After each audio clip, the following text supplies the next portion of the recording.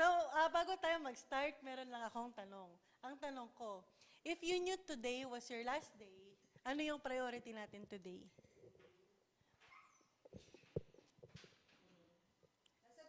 Oh, sasagutin. Nag-aantay. Ha? Bakit? Ba't di ka kakain? Hindi mo naman sila, ulitin ko yung tanong ha. If you knew today was your last day, ano ang ipaprioritize mo? Ma.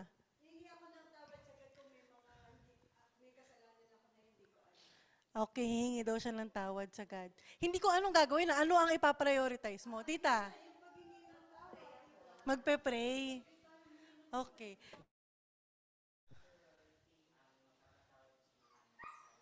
Okay, si Mama manghihingi ng tawad, si Tita Mercy magpe-pray, si Kurt ay magpapatawad at magpe-pray. Mimay, magpapasalamat. Tito Carding,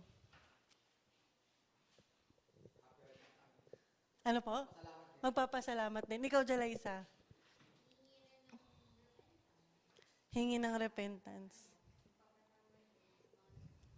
Okay, Ninang, repentance. Ikaw, eh. Tatawagan mo lahat ng kilala mo. Bakit? Mamamaalam ka? Kala ko sasabihin niya, kala ko sasabihin niya, kasi madalas po namin pinag-uusapan yung about sa Trinitarian. Kala ko sasabihin, tawagan ko sila, sabihin kung mali yung mga pinaniniwalaan yung Trinitarian.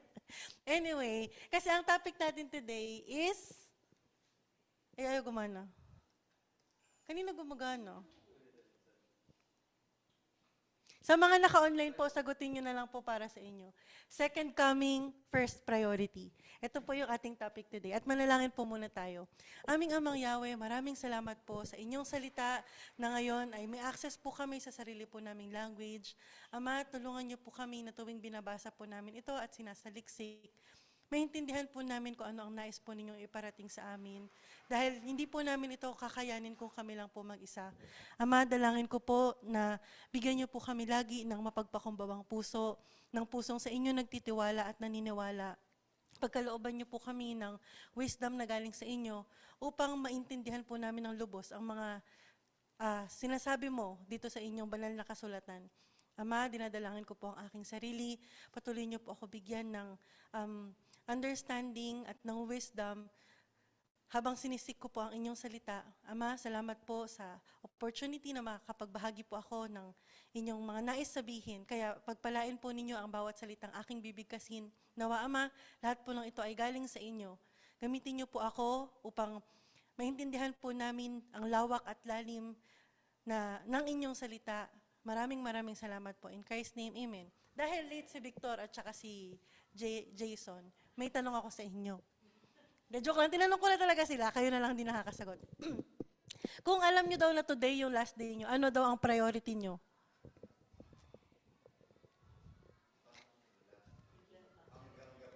Oo, hanggang gabi. Hanggang 12 midnight.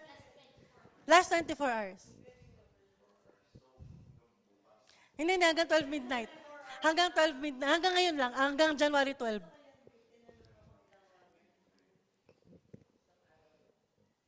Habang nag-iisip si Vic, Jason, may naisip ka na ba? Kikitain lahat ng family. Oh, okay. Ikaw, Vic. Hindi ko alam yung tanong mo. Oo, kunyari ikaw lang yung may alam.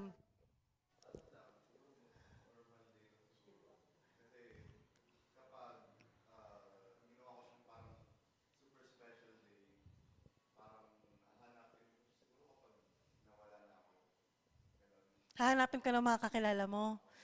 Pero ano yung ipaprioritize mo today? Kung magiging normal day siya, tapos alam mong last day mo na, ano yung priority mo today? Sunday attendance. Okay. Oo nga eh. Ang daming follow-up questions ni Victor. Sige, tama na. Okay na. Joke na. Oo nga eh, Ako, nag-iisip ako, din siya eh, no? Ha? ako po meron. Opo, tita. Kung ito yung last day of my life, yung I want to ask God for forgiveness You know, yung gusto ko magkaroon ako ng malinis na puso at malinis na kaisipan. Kasi yung heart ko is yung eternal longing natin, hindi ba, is the second coming. So, yung kasi even in our day and time ngayon, sa araw-araw na buhay natin, yung ating kasalanan na sa isip at sa salita at sa mga nagagawa natin is nagiging stumbling block sa atin para tayo mag-move forward, di ba, sa araw-araw natin buhay ngayon.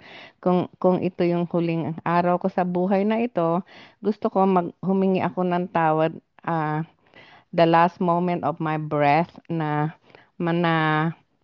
papanaw ako na merong malinis na puso at kaisipan. Yun lang po. Salamat po.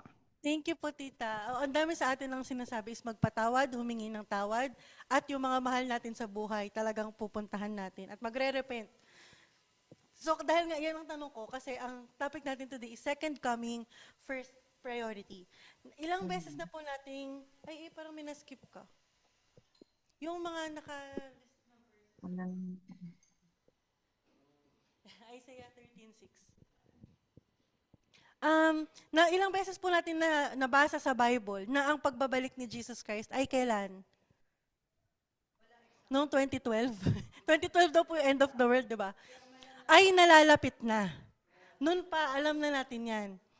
Punta po tayo sa Isaiah chapter 13, verse 6. Wala ka? Na-delete mo yung slides mo. Na-delete mo yung first slide ko. Feeling ko. Anyway, sige, punta po tayo sa Isaiah chapter 13, verse 6. Wait lang po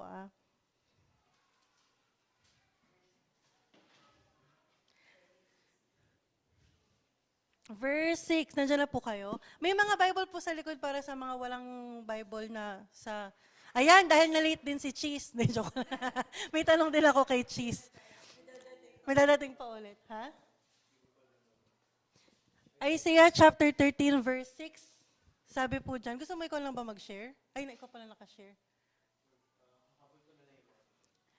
Manangis kayo sapagkat malapit na ang araw ni Yahweh. Darating na ang araw ng pangwawasak ng Diyos na makapangyarihan. Sa Joel chapter 2 verse 1,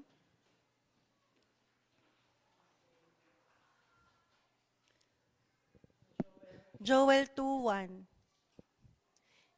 Hipan ninyo ang trumpeta sa Zion at ibigay ang hudyat sa banal na bundok ng Diyos. Manginig kayong mga taga-Juda sapagkat malapit nang dumating ang araw ni Yahweh. Sa Matthew chapter 24 verse 44.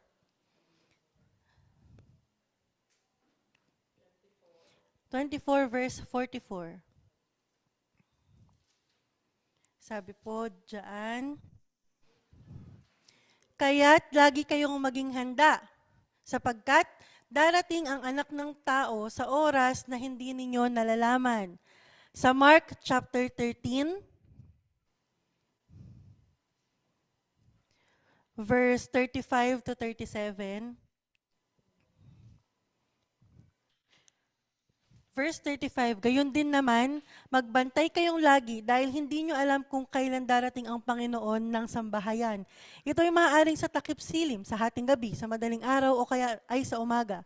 Baka siya'y biglang dumating at maratnan kayong natutulog. 1 Peter chapter 4 verse 7,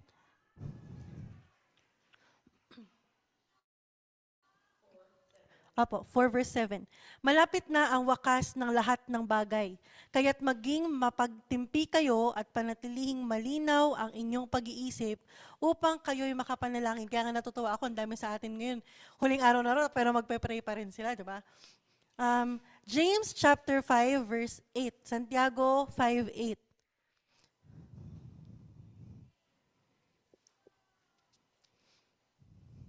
Dapat din kayong magtiyaga. Tibayan ninyo ang inyong loob sapagkat nalalapit na ang pagdating ng Panginoon. And sa Revelations chapter 22, verse 12,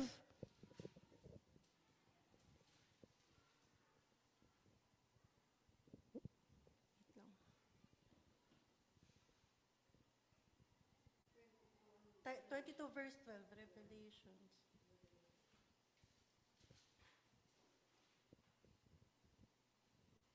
Ba't tayo gumana? Revelations chapter 22 po, verse 12.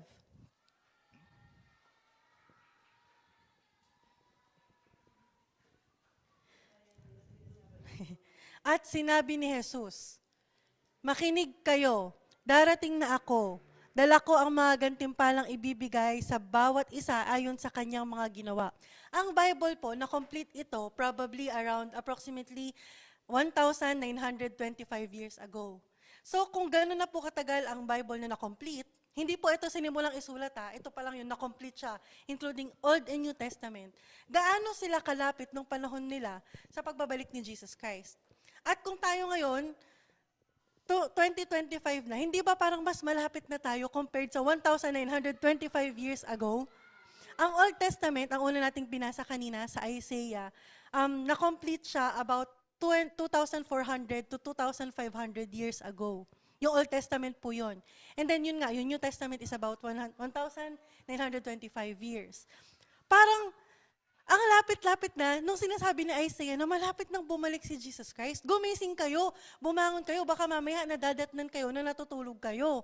Kailangan nyo, ang utak nyo, ang inyong mga isipan ay malinaw, kailangan madatnan kayo na nagtsatsaga, kailangan madatnan kayo na nananalangin. Currently, ganito ba ang ating ginagawa? Kasi malapit na talagang bumalik si Jesus Christ.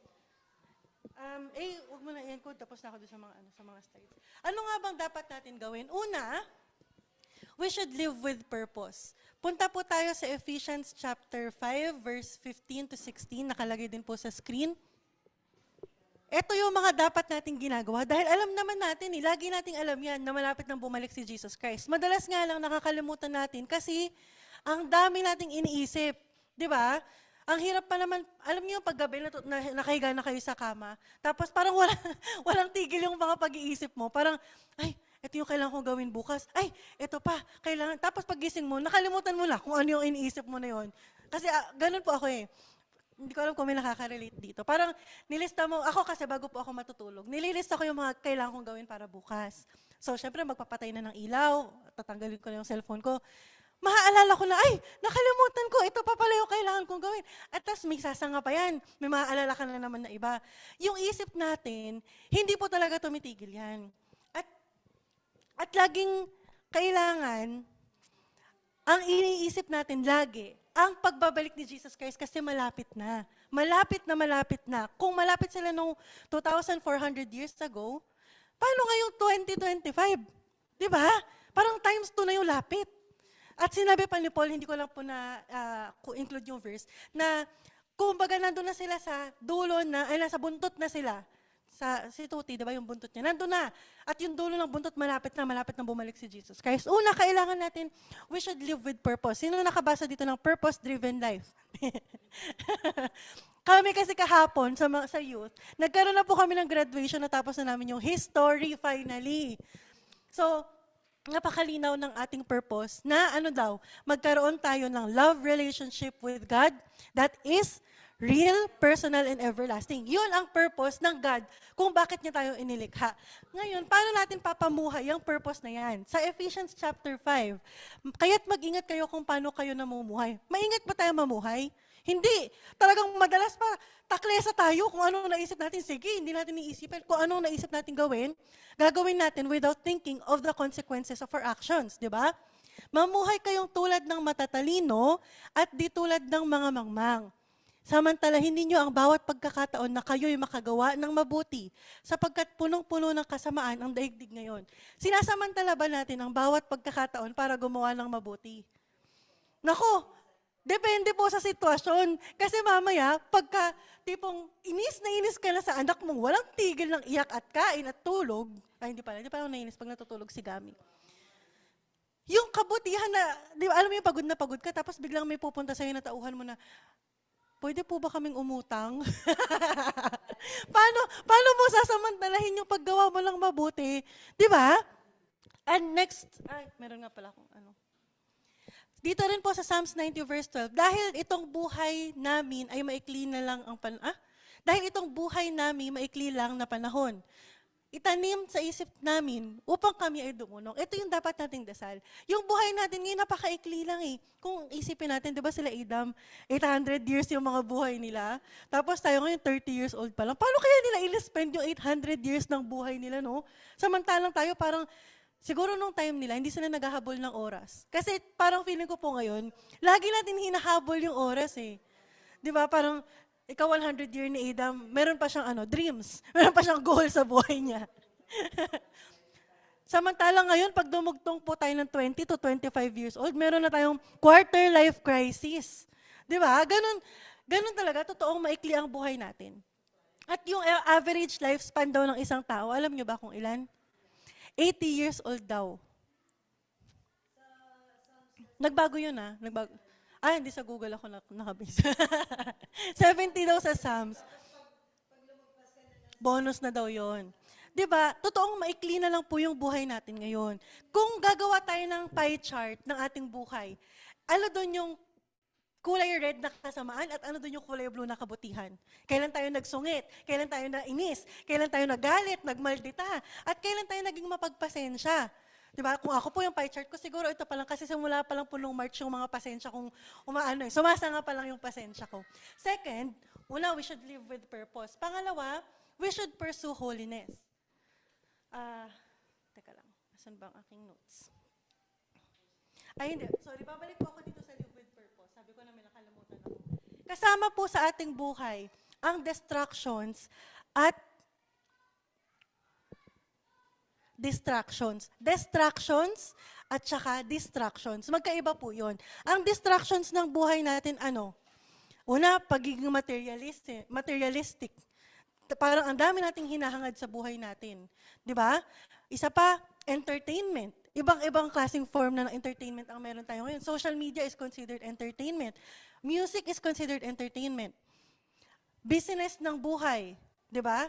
Kung gaano po tayo nadidistract sa sobrang busy natin, feeling natin lagi, tayo ang pinaka-busy tao sa buong mundo. Diba? Lalo po pala, nung pag naging parents, naging magulang ka na, totoo pala ang kasabihan, na parang, kala ko dati, feeling ko lang yun, kasi si mama sinasabi, laging walang time, ganyan. Totoo pala! Kaya nga po eh. True, tito. Partida, hindi pa po nagsuschool yung isang bubwit dun, no? Paano pa na lang pag nag-school na siya? At ito ang mga example lang po ng distractions. Nadidistract talaga tayo dito. DI, distract, as in nadidistract ka. And distractions, as in, alam niyo, merong destructive, parang disaster. Ito po ay ang mga destructive patterns natin. Una-una ang sinful habits. Ano ang mga sinful habits natin? Pagiging selfish, pagiging sinungaling, pagiging ano yung madalas natin kinocommit na kasalanan? Magagalit din. Di ba? Hindi pala kasalanan maging magalit. Kundi nagtatanim tayo ng kung ano-ano sa utak natin, finifeed natin. Pagiging complacent sa ating faith. Ito po, natakal to nila, Pastor, siya nung pumunta sila dito, kung paano, kapag ka-complacent ka sa faith mo, ayaw mo na mag-grow. Parang, okay na ako, kampante na ako ay makakasama sa kaharian ng Diyos. Pero that's not the case. Hanggat hindi nagsashine ikaw katulad ni Moses. Parang feeling ko, hindi ko kayang sabihin yon na kampante ako sa aking pananampalataya. Pero madalas po sa atin yan eh. Feeling natin na tuwing na-active tayo sa church, lagi naman tayong present sa lahat ng fellowship, daily ka nagba-Bible reading, ang dami pa rin po nating kulang sa ating pananampalataya. Dahil ang salita ng Diyos, ang lawak at lalim niyan, hindi talaga natin totally magagrasp kung gaano ang wisdom na galing sa Diyos, hindi natin kaya yon. So, dinadaya natin ang sarili natin at magiging destructive ang buhay natin kung magpapadaya tayo sa pagiging complacent natin. Isa rin pong nagre-result sa complacency is hindi na tayo nagwi-witness. Hindi na tayo nag-evangelize sa iba. And ang dami pong nangangailangan ng salita ng Diyos. Kanina nga lang po, di ba sinabi kasi sa atin, sumali tayo sa UCA, United Christians Alliance Facebook group, pwede daw tayo sumali doon. Sumali po kasi ako. Tapos, meron ako nakitang comment, post, nakalagay doon na, nalulungkot ako, parang something ganito po nalulungkot ako kasi feeling ko lonely ako, taga-Pasig ako, tsaka Paranaque. Wala akong kilala na Wala akong pwedeng attendan na church na Unitarian. Tapos si Rose Ryder, kilala niyo po siya, isa sa mga youth sa Living Hope. Mga naunang youth. Minessage niya, sabi niya, tinag niya po yung Facebook page natin. Sabi, ito yung Living Hope Philippines, nakapag-try ka na bang mag-collect dyan? Sabi niya, taga Quezon City kasi sila ang layo. Ang layo. Tapos, nag-comment din po ako, sabi ko, na meron tayong ina-arrange na pwedeng transportation kasi ang dami pong believers na galing ng Cavite, galing ng Caloocan, Novaliches, iba-ibang part. Pwede po natin siyang gawan ng paraan. So, hindi lang siya, for sure, hindi lang siya ang nangangailangan ng makarinig ng salita ng Diyos. Siya nga, kilala niya na ang Diyos eh. 'Di ba? And kung complacent tayo, kung feeling natin kampante tayo sa pananampalataya natin, hindi na tayo mag-share. Kasi, feeling natin, eto na yung peak ng faith ko eh. 'Di ba? Ano pa ang destructive patterns? Fear and doubt. Sino ang hindi nakakaramdam ng takot at pagdududa sa buhay? Lahat tayo. 'Di ba? At sa lahat ng aspeto. For sure, nakaramdam na tayo ng takot, nakaramdam ka na ng pag-aalinlangan. At worries and anxieties. Sino dito ang hindi nag-aalala? 'Di ba? Sa lahat ng klase ng bagay, natin yan favorite habit yan ng lahat eh. Favorite talaga, ewan ko kung kayo. Ako, feeling ko dati favorite ko yan, mag-worry sa lahat ng napakaliliit na detalye hanggang sa lumaki na siya. Ganun po napapalaki ang worry. 'Di ba? Sa napakaliit, magsisimula yun sa maliliit. Hanggang sa parang feeling mo, lahat na lang inalala mo na, to the point na talagang maging anxious ka na. Ito po ang mga destructive patterns na hindi natin magagawa ang purpose natin kung patuloy tayong nadidistract at patuloy tayong naghahanap ng ikade-distract natin. Distract at saka destruct. Next na kailangan natin gawin na malapit na si Jesus Christ, we need to pursue holiness. Sabi sa 1 Peter chapter 1, verse 15 to 16, dahil ang Diyos na pumili sa inyo ay banal, ano din daw tayo? Dapat din kayong magpakabanal sa lahat ng inyong ginagawa, sapagkat nasusulat, magpakabanal kayo, sapagkat ako'y banal. Anong klase ng spirito yung binigay sa atin ng God? Holy Spirit. Hindi niya tayo binigyan ng basta spirit. 'Di ba? Banal na spirito ang meron ang bawat isa sa atin. So kung meron tayong banal na spirito, do we think kaya natin magpakabanal? Kaya natin maging masipag sa panalangin. Kaya natin iwasan ang kasalanan. Kaya natin mamuhay sa righteousness. Kaya natin mag-grow sa ating faith. Kaya natin maging masikap at masipag sa pagbabasa ng Biblia, sa pag-aaral ng kanyang salita. Kaya nating manatiling alerto sa lahat ng bagay. Dahil ano ang purpose ng Holy Spirit sa atin? Helper natin yan eh. 'Di ba? So kung ikaw ay nanlalamig sa iyong pananampalataya, may Holy Spirit ka, pwede mo ulit i-connect. Given na yan, lagi tayong, minsan bumabagal ang internet connection, minsan LTE na lang, hindi na tayo 5G. 'Di ba? Pero kayang bumalik yan, maghanap ka lang ng signal. Baka kung nasan ka, doon talaga nakakababa ng signal. Baka kaya bumababa yung signal mo kasi nandyan ka sa kabisihan ng mundo. Try mo umalis. 'Di ba? Kaya natin na dahil meron tayong Holy Spirit, kaya natin mag-conduct at saka mag-attend ng regular fellowships. Kaya natin pumunta sa lahat ng Sunday service. Kaya natin, yung ibang churches, ilang Sunday service ang meron sila. Meron silang umaga, meron silang hapon. 'Di ba? Tapos tayo, yung umaga nagiging hapon. Kasi ang dalas pa natin, naku, buti nga po ngayon natutuwa nga ako na nagsa-start tayo halos on time. Dati grabe, yung pag-start natin, ako guilty din ako dun kasi syempre babagal-bagal akong kumilos. 'Di ba? Ano pa? Dahil meron tayong Holy Spirit, kaya natin mag-volunteer sa mga ministry na mas makakapagpakilala sa Diyos na ating sinasamba. Kaya natin tumulong sa pagbuo ng ministry na para sa Diyos. Dahil tayo ay merong Holy Spirit at tayo ay pinagkalooban ng mga gifts, alam niyo yan, fresh na fresh pa yan. Kaya natin gamitin yan para be of service sa iba. Para makapaglingkod sa ating kapwa. At kapag naglingkod tayo sa kapwa natin, sino ang pinaglilingkuran natin? Ang Diyos. 'Di ba? Kaya natin i-simplify yung buhay natin. Ilan dito alam niyo ba yung tinatawag na life categories? Kasi for example ako, meron akong currently yata na 6 na life categories. Una, isa akong anak, isa akong, hindi lang pala 6. Isa akong anak, isa akong asawa, isa akong nanay, isa akong business owner, isa akong kaibigan, isa akong kapatid, ang dami po nating life categories. At ang bawat life category na yan, maraming dinedemand from us. 'Di ba? Bilang asawa, ano ang kailangan sa'yo ng asawa mo? Bilang kaibigan, ano ang kailangan sa'yo ng kaibigan mo? Bilang kapatid, minsan pwedeng wag mo lang isipin. Hindi, joke lang. Bilang tagapagsilbi sa simbahan, anong dinedemand sa'yo niyan? Marami tayong life categories. At ang categories, kung na-try nyo na pong gumawa ng mga document, kapag hindi kayo naka-bullet point, napaka-scattered. 'Di ba? Ang gulo. So kung hindi mo siya kayang i-simplify, hindi mo kakayaning mabuhay ng holy. Kasi ang gulo eh. Ang Diyos ay ang Diyos na gusto ng kaayusan. 'Di ba? Kaya nga po, nung nag-uusap tayo last Sunday about sa magiging maayos yung mga document, talagang gusto ng God yan eh. Kasi ayaw niya talaga ng gulo. Eh tayo pa naman, lalo po ako, napakagulo kong mag-isip kasi ang dami kong ang iniisip.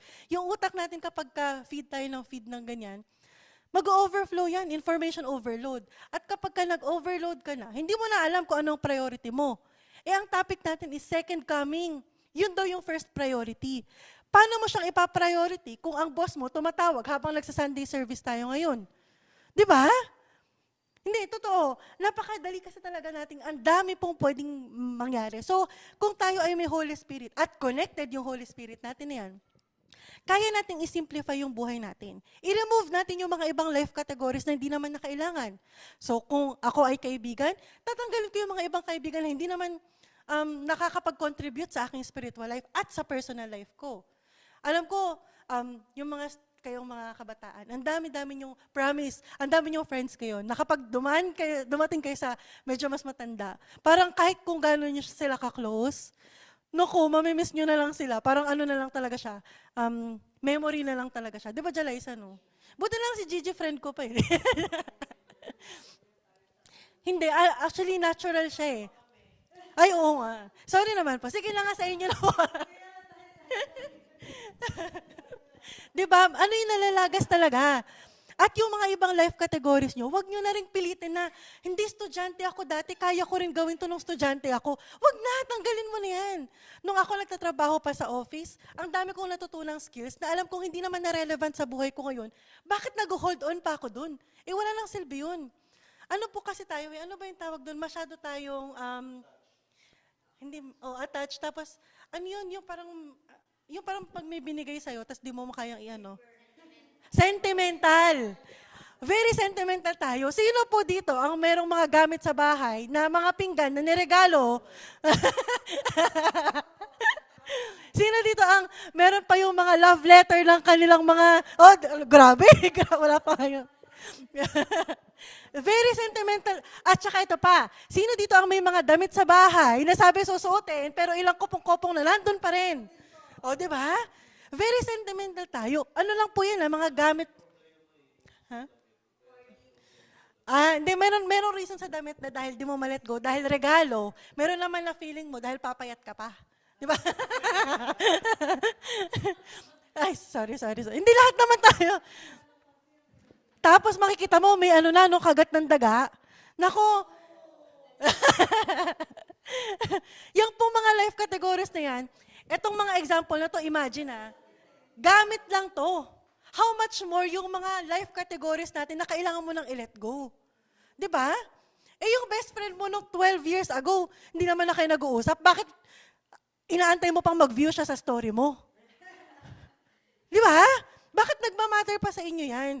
At ito pa, ang isang medyo big deal din to. Ano yung parang isang bagay or mga bagay na hindi mo magawa dahil may nagsabi sa'yo nung ilang years ago na, hindi ka pwede dyan. Ako naalala ko po to in a good way in a good way to, huwag niyo mamasamain. Si Tito Arnel po noon, nung unang beses ako nagpa-piano, kasi hindi ako marunong eh. Naalala ko to kanila Gigi pa to. Kaya kasi ni Tito Arnel laruin yung daliri niya sa piano.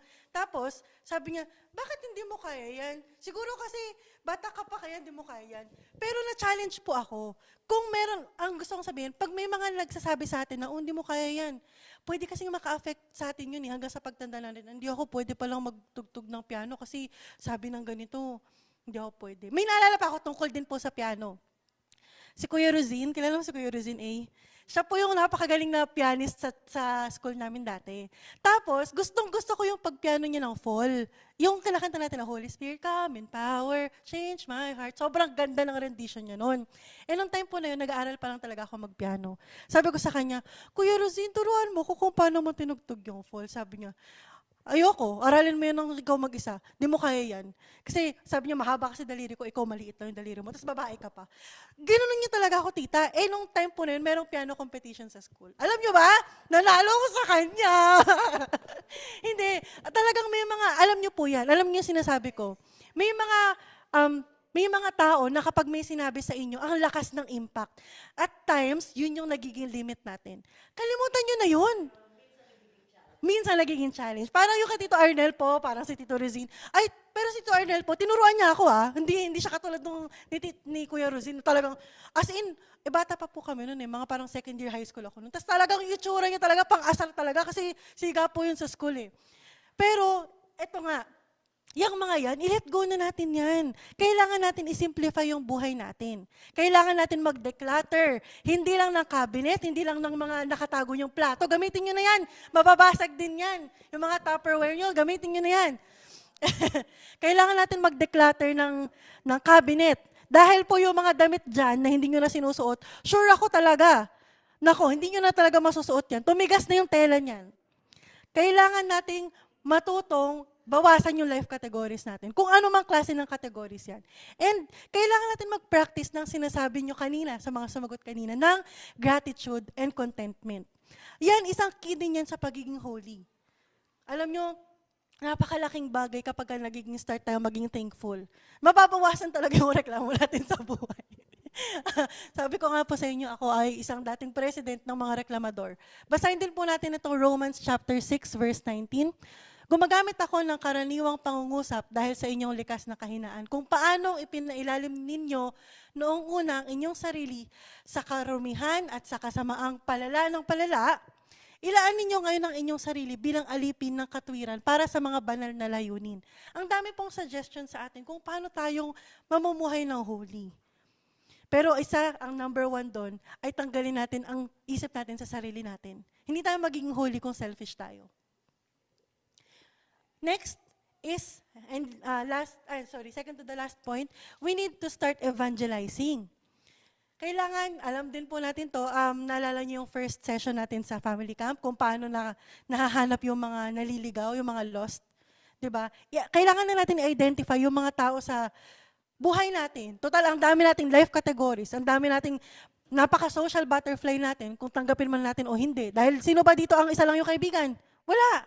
Diba? Kailangan natin kilalanin, i-pinpoint kung sino nga ba yung mga tao sa buhay natin na nangangailangang makarinig ng salita ng Diyos.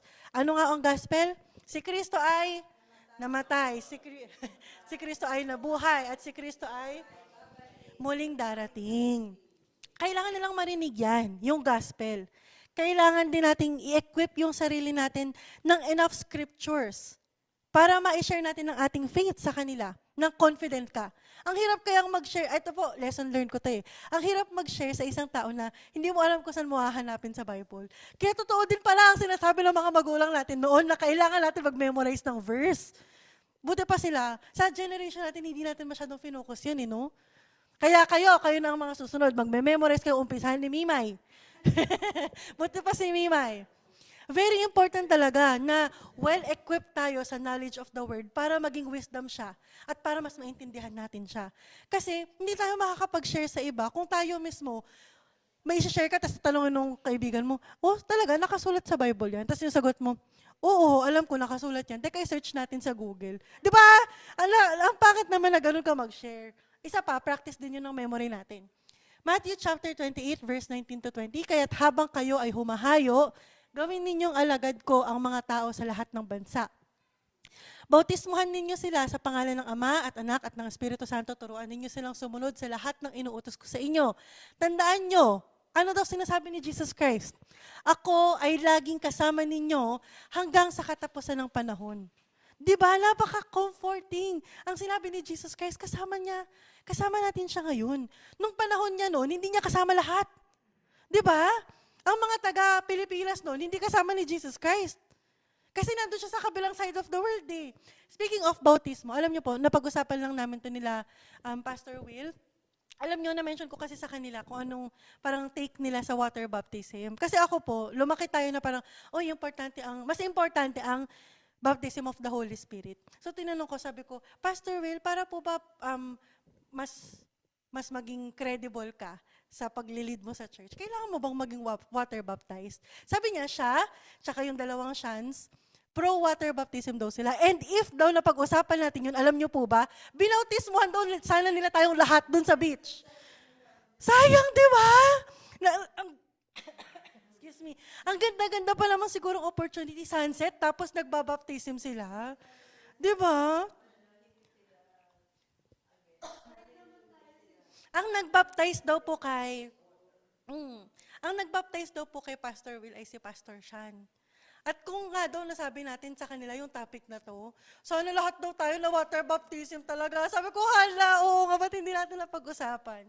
Anyway, next verse. Sikapin mong maging kalugod-lugod sa paningin ng Diyos. Anong ibig sabihin ng sikapin? Paano ka nagsusumikap? May effort ba to? Super effort, di ba tita? Talagang to the point na pipilitin mo yung sarili mo. Hindi yung ginagawa mo lang siya, intentionally ginagawa mo siya.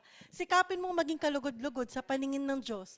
Isang manggagawang walang dapat ikahiya at tapat na nagtuturo ng katotohanan.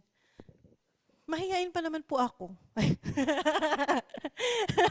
Hindi natin dapat ikahiya na tayo ay alagad ng Diyos. Kailangan natin manalangin para sa napakaraming opportunity na makapag-share tayo ng gospel. At hindi lang yun, lagi tayo may opportunity. Kailangan natin manalangin na bigyan tayo ng Diyos, ng lakas ng loob na magsalita tungkol sa pinapasabi niya. Huwag natin agad silang kontrahin na, uy, bakit? Naniniwala ka na buhay pa yung tatay mo? Sa reincarnation, hindi natin sila dapat kontrahin. Ang pinapasabi lang sa atin is yung gospel na si Jesus ay namatay, si Jesus ay nabuhay, at si Jesus Christ ay muling darating. Yun lang. And everything will follow. Kailangan lang nilang marinig yun. Dahil hindi naman tayo makakapag-share sa isang tao ng napaka-short time, tapos sasabihin natin sa kanila lahat ng content ng Bible. Sabihan niyo ako pag nagawa niyo yun. Bilib ako sa inyo. Next, last is, we should wait for our hope. Kilala niyo po si Ana? Si Ana na, widow? Ito po yun. Ito yung pagkapanganak ni Jesus Christ sa Luke 2, verse 22 to 24. Nang sumapit ang araw ng kanilang pagtupad sa seremonya ng paglilinis ayon sa kautusan ni Moses, pumunta sila sa Jerusalem. Dinala rin nila ang sanggol upang ihandog sa Panginoon. Ang sanggol po na to, hindi si Gami. Ito ay si Jesus Christ. Dinala nila si Jesus Christ upang ihandog sa Panginoon sapagkat ganito ang nasusulat sa kautusan ng Panginoon. Tama ba yung verse na inano mo? Parang hindi yan yun eh. Teka lang ah. Luke chapter 2. Oo. Hindi. Tama yung binabasa natin. Luke 2:22. Oo, tama. Ito po yung situation, yung scenario nila niyan. Dinala daw nila si Jesus Christ sa Jerusalem para ihandog sa Panginoon.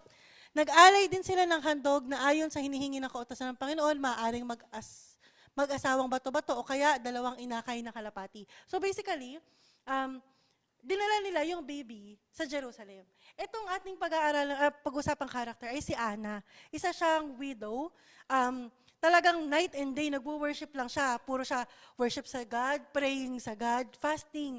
Kasi alam niya, inaral niya yung kasulatan at alam niya na yung pinrophesy na pagdating ng coming King, na coming ni Jesus Christ, ay ayun na yung time. So habang inaantay niya yun, siya ay nananalangin, siya ay nagfa-fasting, siya ay nagwo-worship. Ngayon, nung nakita niya si Jesus Christ, na dinala sa simbahan, yung baby dinala sa simbahan para ihandog, na-recognize niya na, hala, ito yung sinasabi sa nababasa ko. Ito yung inaantay ko. Ito yung pag-asa na nababasa ko. Yun yung buhay ni Ana. At, basahin po natin yung susunod na verse. Verse 36, naroon din sa templo ang isang propetang babae na ang pangalan ay Ana, anak ni Phanuel at mula sa angkan ni Asher. Siya'y napakatanda na. Isa po siyang balo na matanda. Si mama pwede lang sabihin yun, napakatanda na. Joke lang. 7 taon pa lamang siyang nagsasama ng kanyang asawa at ngayon, 84 na taon na siyang byuda. So ilang taon na siya niyan? Talagang matanda na. Lagi siyang nasa templo at araw-gabi sumasamba sa Diyos sa pamamagitan ng pag-aayuno at pananalangin. Ng oras na yon, dahil dumating na sila Jesus Christ, lumapit siya kanila Jose at Maria. At ano ang ginawa niya? Nagpasalamat siya sa Diyos. Nagsalita rin siya tungkol sa sanggol sa lahat na naghihintay sa pagpapalaya ng Diyos sa Jerusalem. Isa siya sa talagang mga masugid na nag-aantay kay Jesus Christ, sa pagkapanganak ni Jesus Christ. At habang inaantay niya yun, nabasa natin ano ang ginagawa niya? Araw at gabi ay nag-aayuno at nananalangin. Ito pong pag-aantay niya sa pag-asa ni Jesus Christ. Ganito dapat tayo nag-aantay. Kasi siya nung time na yun, ipapanganak pa lang si Jesus Christ. Di ba? Ngayon po, ano ang inaantay natin? Yung pagbabalik naman ni Jesus Christ.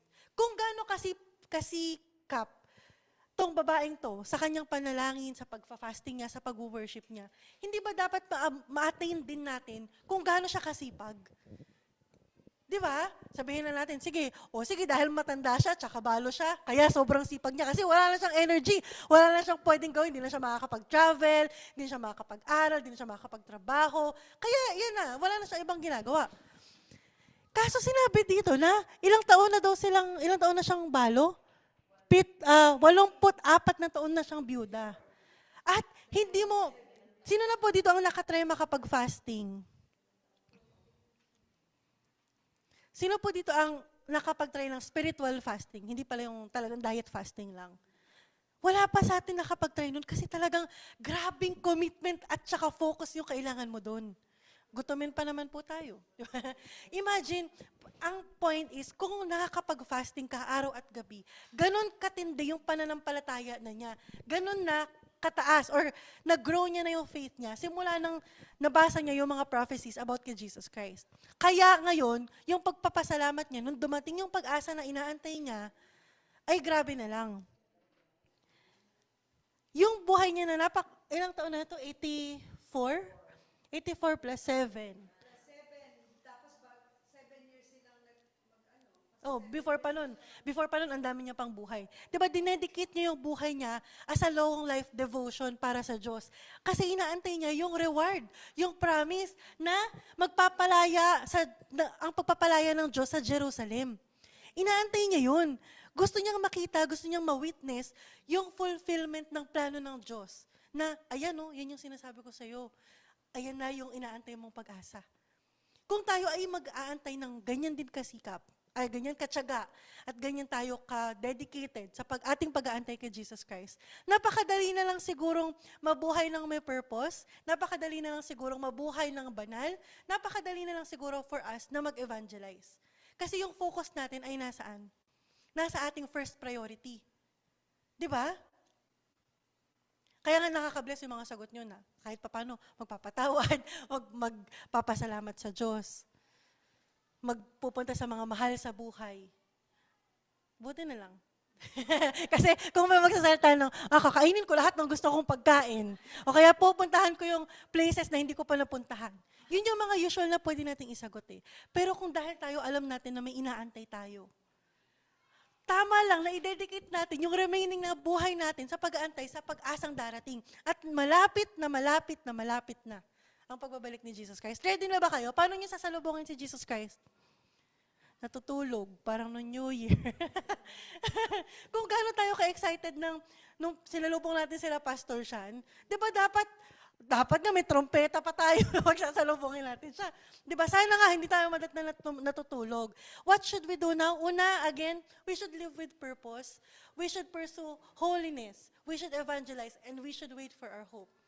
Sa Hebrews chapter 10 verse 23, habang nag-aantay tayo, magpakatatag tayo sa ating pag-asa at wag nang mag-alinlangan pa sapagkat ang nangako sa atin ay maaasahan. And sa Revelation chapter 21 verse 4, na galing sa Isaiah to, pag naging ganyan tayo kasikap, sipag, katyaga, papahirin daw ng Diyos ang bawat luha sa kanilang mga mata, sa ating mga mata, sa kanyang kaharian.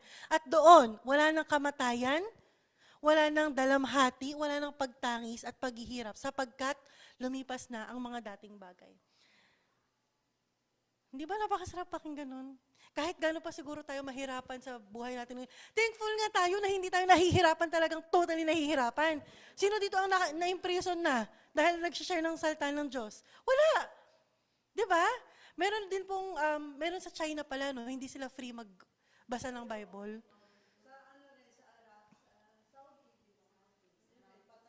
Yes. Imagine kung gaano tayo kapalad na ngayon, pwede pa tayong mag-post ng Living Hope Philippines dito sa labas para mas makapag-invite pa tayo ng tao.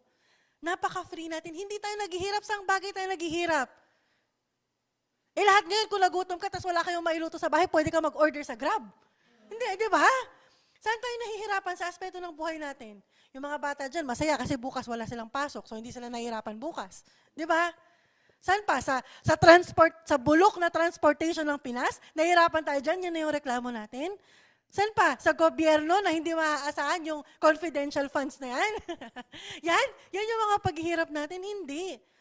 Darating pa lang, actually, kung maaabutan natin, darating pa lang talaga yung paghihirap na ating mararanasan. So ngayon pa lang, hindi ko sinasabing pahirapan natin ang ating mga sarili at ipapako natin sa krus at maggutom, magpagutom. Hindi. Pero what if dumating yung time na talagang maaabutan natin yung 3.5 years na napakahirap or yung mga sumunod sa atin or yung kayo po, yung mga anak nyo ang makaabot dun. Paano na? Kaya ba namin? Tas wala kayo? Or yung next namin, yung mga magiging anak namin, kaya ba nila? Nawala kami? Nawala kayo? Yung mga klase ng paghihirap na yun. Sabi po, alam niyo, sabi nung Doktora ni Gami, alam niyo kung bakit ang mga bata ay alam niyo ba kung bakit nahihirapan ang mga magulang sa pagpapalaki o pag-aalaga ng mga anak nila? Kasi masyado niyong pinapadali yung buhay ng mga anak niyo. Ganun yung sinabi sa amin. Kasi sabi niya, pag na-spoiler, hindi lalaki ng normal yan. Ganun po magsalita kasi yung doktora ni Gami. Talagang straightforward. Tapos napaisip ako, sabi ko, oo nga no, kaya siguro ang mga magulang naghihirap sa mga anak. Kasi bilang magulang, gusto mo madali yung buhay ng anak mo. Pero paano pag siya na yung naghirap? Kaya niya ba? Di ba? Hindi ko rin po sinasabing pahirapan niyo yung mga anak niyo. Pero kailangan handa tayo lagi sa mga magiging pag-uusig. Kasi alam niyo, number 1 tayong titirahin ng devil. Tayo yung target niya. Kasi tayo yung nagmo-move ng God's word. Sisirain niya yung personalidad mo, sisirain yung pamilya mo, sisirain yung spiritual family mo. Kasi pag wala ka ng ganyang family, wala na. Give up ka na. Parang yung ginawa niya kay Paul. Di ba? Sarili niyang pamilya, itinakwil si Paul, si Apostle Paul. At yung mga church na una niya in-establish, di ba? Tinalikuran din siya. Gusto ba natin na ganun yung mangyayari sa atin dahil sa mga pag-uusig na marireceive natin? Hindi. Kailangan natin magsumikap, kailangan yung pananampalataya natin sa Diyos intact para alam natin kung ano ang gawa ng Diyos at ano ang gawa ng kalaban. Dahil malapit nang dumating si Jesus Christ, alam natin ang kalaban natin, siya ang president ng kadayaan, ng kasinungalingan at ng destruction. Siya ang magaling mag-destroy. Lahat kaya niyang sirain. Lahat kaya niyang sirain. So, makapangyarihan talaga ang kalaban natin. Diba? Kung mag-isa ka nga lang, kahit wala kang kausap, nagkakasala ka eh. How much more kapag may kausap ka na, tapos parehas kayo nagkakasala. Gano'n yun na ma-magnify yung power ng devil. Diba? Nakakakilabot kasi talagang tayo yung target niya. Tapos, sa huli na lang natin na marirealize na, Ama, sorry, nagpadala ako sa kalaban. Masakit din yun para sa atin bilang mga anak ng Diyos. Diba, alam niyo yan. Nasasaktan tayo pag nasasaktan natin ng ating Ama. Diba? Oo, isa yung katawan natin. Ngayon kasi, ang daming subtle way para sirain ng devil yung pamilya ng God. Imagine nyo sa La Union nga binagyo ba naman tayo? Di ba? Makapangyarihan ng devil kasi siya ang God of this age. Pero sinong mas makapangyarihan sa kanila ng Diyos? So kung tayo ay magtsatsaga at magsusumikap na sa Diyos tayo kakapit, anong say ng devil? Kahit gaano pa siya makapangyarihan, under pa rin siya sa power ng God. Dahil walang mas makapangyarihan sa ating Amang Yahweh. And to close this, basahin po natin, kapopuotan kayo ng lahat dahil sa pagsunod sa akin. Tandaan po niyo yun. Kakapuotan tayo ng, let's say, yung life categories nyo na yan, lahat yan kapupuotan kayo dahil sinusunod natin si Jesus Christ. Sobrang blessed natin na ngayon, ang family natin, hindi natin kinakapuotan ng isa't isa. Minamahal natin ng isa't isa. Ngunit ang mananatiling tapat hanggang wakas, ang siyang maliligtas. At tayo, alam ko po, ang bawat isa sa atin, wala tayong ninanais na maiwan. Di ba? Lahat tayo gusto ko makasama ko si Jay sa kaharian ng God kahit lagi kong binubulyan. Si Jay kahit naiirita na ako sa pagmumukha niya, gusto ko kasama ko pa rin sa kaharian ng God. Joke lang, joke lang. Oh.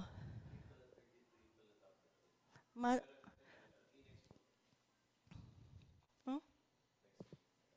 Ay, pero bumagay din Kaya pala sabi ko, English kasi yung version ko dito. In fairness, kumikilos sa'yo ang Espiritu ng Diyos.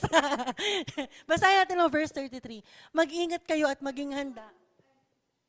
Verse 33, dahil hindi nyo alam kung kailan ito mangyayari. Aming Amang Yahweh, maraming salamat po na ngayon meron kaming buhay na pag-asang inaantay. Ama, alam po namin na wala kaming say kung kailan nyo pababalikin si Jesus Christ, pero tulungan nyo po kami na habang kami ay inaantay namin ang aming pag-asa, tulungan nyo ang bawat isa na maging malakas, sa aming pananampalataya, maging matyaga po kami sa panalangin, maging masikap kami sa pagsaliksik ng inyong salita, at sa pag-share po nito sa iba. Ama, gamitin niyo po ang aming buhay para sa ikaluluwalhati mo. Hindi na po namin ninanais pa na lumayo sa iyo, na malayo sa pamilyang meron kami ngayon, dahil ito po ay inyong pamilya. Ama, tulungan niyo po kami na ang lahat ng aming ginagawa ay ginagawa namin upang mapalapit kami sa inyo at makalakad kami ng matuwid patungo sa inyong kaharian. Tulungan niyo kami sa lahat ng pagkakataong kami ay nahihirapan. Tulungan niyo po kami sa mga pagkakataong hindi namin alam na kami ay nagkakasala na. Tulungan niyo po kami at palakasin ang aming pananampalataya para magkaroon kami ng spiritual discernment at malaman namin kung kayo ba ang kumikilos o kami ay nandadaya lamang. Tulungan niyo kami, Ama, at lagi pong maghari sa aming puso at sa aming buhay ang pag-ibig na natutunan namin sa inyo dahil una niyo po kaming minahal. Kaya nais po namin kayong mahalin. At sa pagmamahal po na yan, nais po naming mahalin ang aming kapwa, kagaya ng inyong inuutos. Tulungan niyo kami, Ama, at gabayan sa lahat po ng pagkakataon ng aming buhay. Sa inyo po, Ama, ang papuri, ang pasasalamat, pagsamba at pagluluwalhati sa ngalan ng inyong anak na Jesucristo. Amen. Thank you. Amen. Sino pong gusto mag-pray para kay Afonte? Gusto niyo, tita?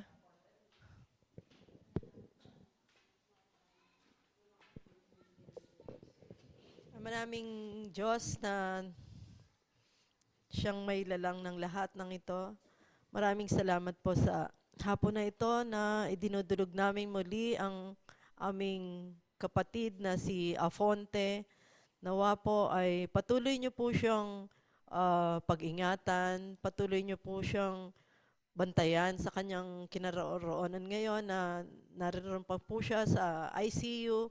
Nawa po ay mabigyan ng tamang lunas kung naman po yung karamdaman na kanyang dinadala sa ngayon. Subalit, Ama, naniniwala kami na kayo ang tunay na manggagamot, kayo ang tunay na may hawak ng aming buhay, kayo ang tunay na siyang nagmamay-ari kung ano man yung aming natatamasa ngayon. Kaya po, Ama, itinataas po namin ang batang ito, natanggalin niyo na po ang kanyang mga agam-agam sa kanyang kalusugan. Alam namin na kayo po ang magpapagaling sa kanya, kayo po ang hihipo sa mga doktor na nag-handle ng kanyang kalusugan at ganun din po ang kanyang pamilya, lalong-lalo na po ang kanyang ama. Nawa po ay maging mapagkumbaba po si Lando sa kanyang hinaharap ngayon patungkol sa kanyang anak na si Afonte at ganoon din po si Luisa na patuloy niyo pong bigyan ng kalakasan, bigyan niyo po ng wisdom ang kanyang kaisipan upang makapagdesisyon ng ayon sa inyong salita o aming Diyos. At ganoon din po ang aming kapatid na si Stella na patuloy niyo pong bigyan din ng tamang kaisipan upang makapagdesisyon ng naayon sa inyong kagustuhan o aming Diyos. Tulungan niyo po sila sa kanilang pinansyal na pangangailangan sapagkat kayo lamang po ang makakasagot nito. Nawa po ay hipuin niyo po ang mga ahensya ng pamahalaan na kanilang nilapitan upang mapagkalooban ng karagdagang tulong upang ipang kanilang masustain ang kanilang mga bills sa hospital. O aming Diyos, ang lahat po ng ito ay alam namin na kayo po ang nakakabatid ng lahat ng ito. Kaya naman po, itinataas po namin ito sa inyo at isinasamo na mapagaling na po ang aming kapatid na si Afonte. Lahat ng ito ay patuloy naming idinadalangin sa inyo. Kaisa nyo po kami, kaisa kami ng pamilya ni Stella, ni Lando at ni Luisa upang gumaling na at makalabas na ng tamang panahon ang kanilang anak na si Afonte. Salamat po aming Ama sa lahat ng ito at muli po labis-labis ang aming paglulumuhod sa inyo upang ang lahat ng may karamdaman ay mapagaling nyo. Di lamang pisikal, ganun din po ang mental at spiritual, kayo ang gumagabay. Lahat ng ito ay aming itinataas sa inyo sa ngalan ng inyong anak na si Jesus, o aming Diyos. Maraming salamat po. Amen.